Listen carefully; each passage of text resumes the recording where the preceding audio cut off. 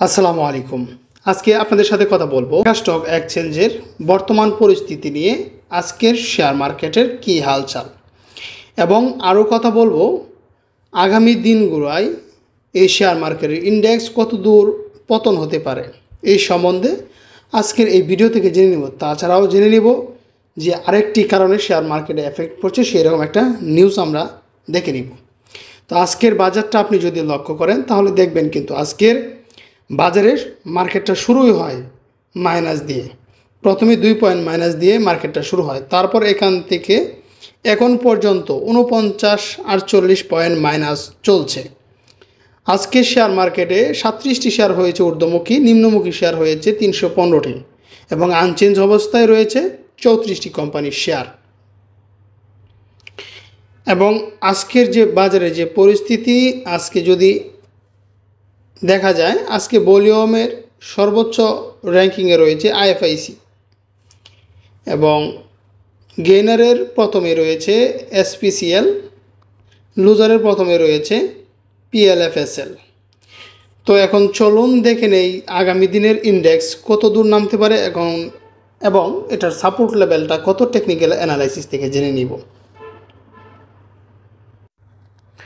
আপনি যদি টেকনিক্যাল অ্যানালাইসিসটা লক্ষ্য করেন তাহলে দেখতে পারবেন এখানে যে হিস্টোগ্রাম বারটা আছে, সেই হিস্টোগ্রামটা বারটা কিন্তু সবুজ থেকে হালকা রং ধারণ করার পর কিন্তু আবার লাল রং ধারণ করেছে। এক্ষেত্রে দেখা যাবে যদি আরও 1 থেকে 2 দিন পতন হওয়ার সম্ভাবনা রয়েছে, তারপর যদি বাজার এখান থেকে ব্যাক করতে পারে। আজকে যেহেতু মার্কেট 48 পয়েন্ট মাইনাস হয়েছে, আমি গতকালকে যে ভিডিওতে বলেছিলাম ইন্ডেক্সের যে লাস্ট সাপোর্ট লেভেল ছিল 8886, সেটা মাইনাস হইতে কিন্তু 50 পয়েন্ট লাগে মাইনাস হইতে। আর মাত্র 50 পয়েন্ট হইলেই কিন্তু সেই সাপোর্ট লেভেলটা আবার ক্রস করবে বা ডাউন হবে। যদি এখান থেকে ডাউন হয় তাহলে পরবর্তী সাপোর্ট লেভেল কত আছে সেটা আপনাদেরকে আগামীকাল মার্কেট দেখে আপনাদেরকে বলে দিতে পারবো। কিন্তু আজকে পর্যন্ত যা দেখা যাচ্ছে মার্কেটটা এরকমই থাকতে পারে, 50-60 এরকমই মাইনাস থাকতে পারে, বা 40 এরকম, 40 থেকে 60-এর ভিতরেই মার্কেটটা থাকবে মাইনাস। এবং আগামীকালকে পতন যে হবে এটা বাধ্যতামূলক, টেকনিক্যাল অ্যানালাইসিসে এরকমটাই বোঝা যাচ্ছে। মার্কেটের কিন্তু কোনো প্রাণ নাই, যেখানে আরএসআই 26.23-এ চলে আসছে। 30-এর উপরে আরএসআই থাকলে কিন্তু একটা ভালো একটা দিক ইন্ডিকেট করে যে এটা ভালো হতে পারে, কিন্তু এখানে আরএসআই হচ্ছে 26, মার্কেটের পুরো ডাউন ট্রেন্ড এবং সেল প্রেশার, অতিরিক্ত সেল প্রেশারের কারণেই কিন্তু মার্কেটটা মুভ করতে পারতেছে না, এবং বড় বড় যে ইনভেস্টরগুলো আছে সেই ইনভেস্টরগুলোর সুযোগ দিচ্ছে না। এই কারণেই কিন্তু শেয়ার মার্কেটে এই পরিস্থিতি। যে ক্যান্ডেলটা তৈরি হচ্ছে, এই ক্যান্ডেলটা কিন্তু লাল আকার ধারণ করেছে।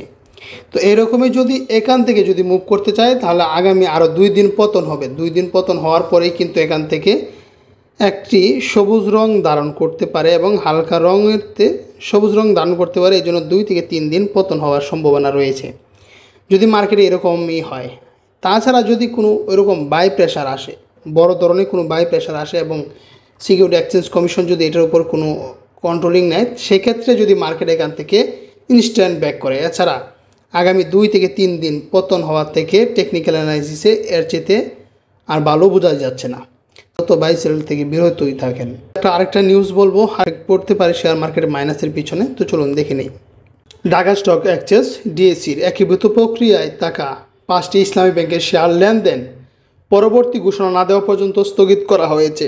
স্থগিত ব্যাংকগুলো হলো ফারিস্ট ইসলামী ব্যাংক, সোশ্যাল ইসলামী bank, Exim bank, global bank এবং ইউনিয়ন ব্যাংক। ডিএসসি জানিয়েছে, ব্যাংক রেজুলেশন অধ্যাদেশ 2025-এর দ্বারা 15 অনুসারে 5 নভেম্বর থেকে এই ব্যাংকগুলোকে অকার্যকর ঘোষণা করা হয়েছে। একই সঙ্গে বাংলাদেশ ব্যাংক তাদের পরিচালনা পরিষদ ভেঙে দিয়েছে।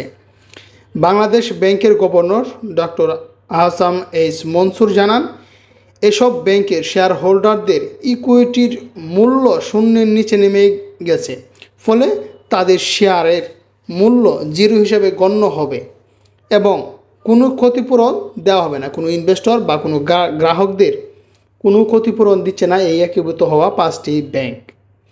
এই কারণে একটি শেয়ার মার্কেটে এফেক্ট পড়েছে, এতে একটা কারণ আর কি এফেক্ট পড়ার জন্য।